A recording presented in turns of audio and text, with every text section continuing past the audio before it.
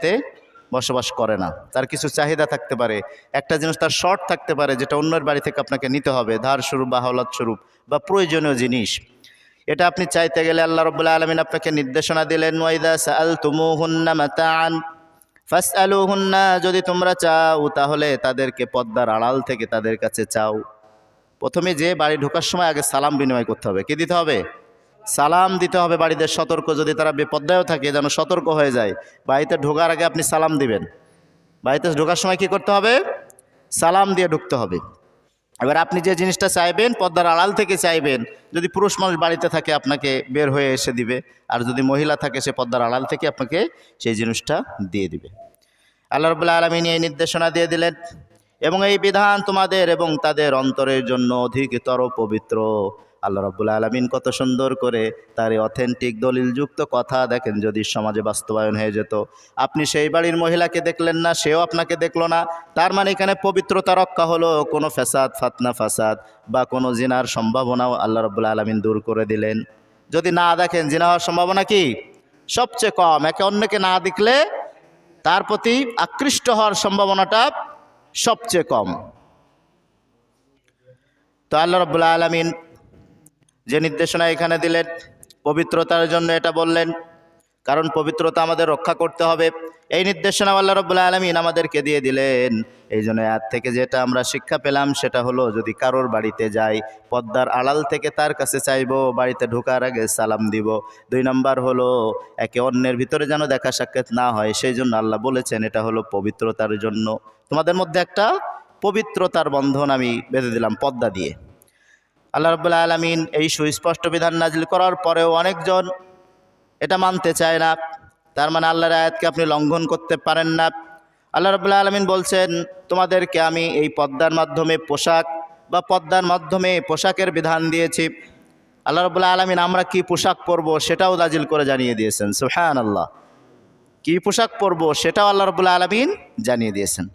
এবার আল্লাহ রাব্বুল আলামিন সূরা আরাফের 26 নম্বর আয়াতের মধ্যে বলছেন, ইয়া বানি আদম قد أنزلنا عليكم لباسا يواري سوآتكم وريشا ولباس التقوى ذلك خير।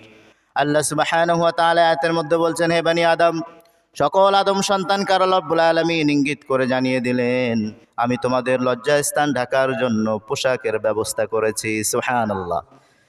পোশাক হলো 3 প্রকার। এই আয়াতের মধ্যে আল্লাহ রাব্বুল আলামিন বলছেন, সাজসজ্জা গ্রহণের জন্য একরকম পোশাক। সাজসজ্জা মানে আপনি আত্মীয় বাড়ি যাবেন, বিভিন্ন জায়গায় বেড়াতে যাবেন, তখন যে পোশাকটা পরেন, আবার বাড়িতে বেড়ানোর সময় সেই পোশাক এক না। সাজসজ্জার জন্য আল্লাহ রাব্বুল আলামিন একরকম পোশাক দিয়েছেন, আবার আল্লাহ রাব্বুল আলামিন লজ্জাস্থান ঢাকার জন্য একরকম পোশাক দিয়েছেন।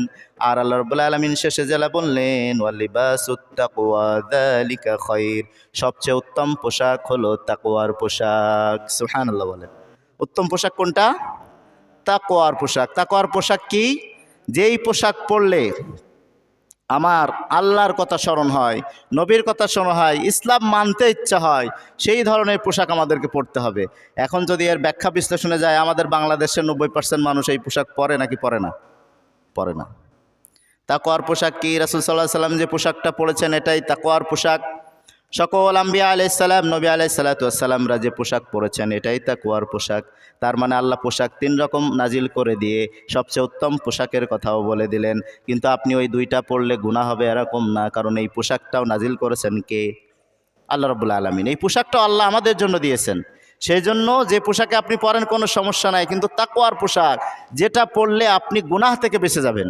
একটা হুজুর বা জুব্বা পরা মানুষ কোনো গুনাহের কাজ করতে গেলে তার দিলে অন্তরে বাঁধবে। একজন লম্বা দাড়িওয়ালা মানুষ সে যদি গুনাহের কাজ করতে চায় তার বিবেকে বাঁধবে। যদি টুপি পরে রাস্তায় ঘুরে তার গুনাহের কাজ করতে গেলে তার বিবেকে বাঁধবে যে আমি টুপি পরেছি, দাড়ি আছে, লম্বা জামা আছে, আমি কিভাবে এই গুনাহের কাজ করব। বাঁধে কি বাঁধে না?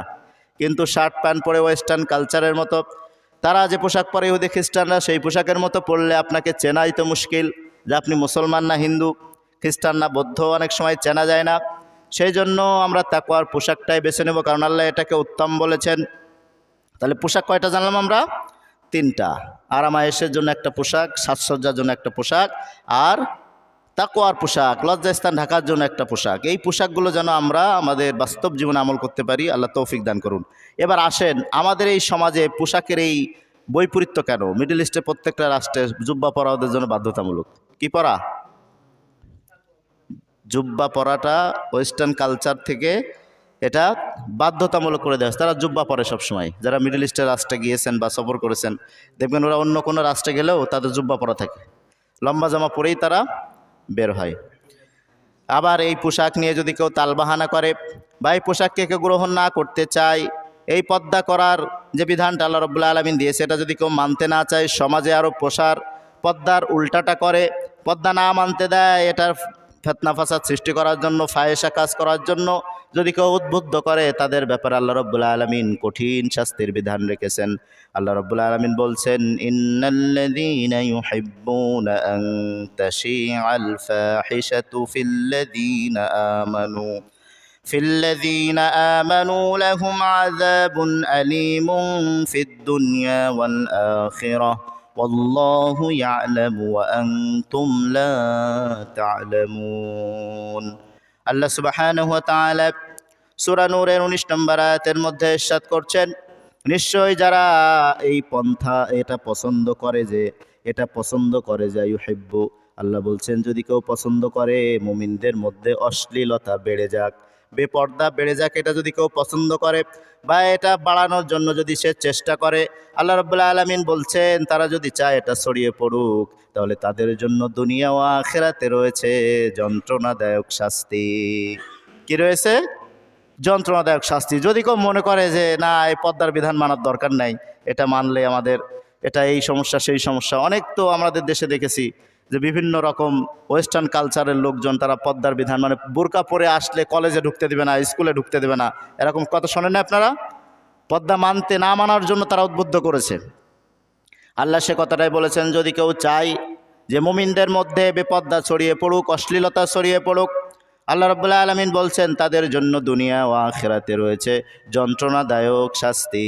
আল্লাহ রাব্বুল আলামিন বলছেন, তো আমি যা জানি সে বিষয়ে তোমরা জানো না।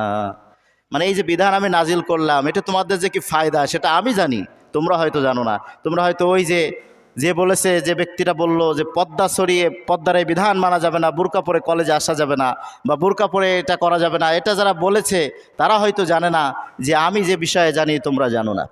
আল্লাহ বলছেন আমি যা জানি তোমরা এ বিষয়ে কোনো জ্ঞান রাখো না, কারণ সে বলেছে তার দিক থেকে যেন সে পর্দার বিধান সমাজে না কায়েম হয়।